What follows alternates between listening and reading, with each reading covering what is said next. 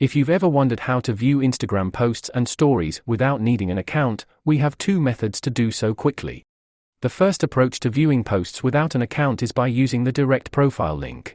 In your web browser's URL, type instagram.com, followed by a / and the user account name you wish to view, for example, Taylor Swift. You will see limited thumbnails of their posts, but you'll be prompted to log in or create an account if you wish to see the post in full size.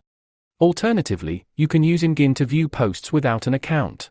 Visit imgin.com, enter the username, select the one you wish to visit, and you'll be free to view their posts without any restrictions. As a nice bonus, you can even download their images to your device. When it comes to viewing Instagram stories, it can be a bit more challenging. While making this video, the only website we found that worked was StoriesIG.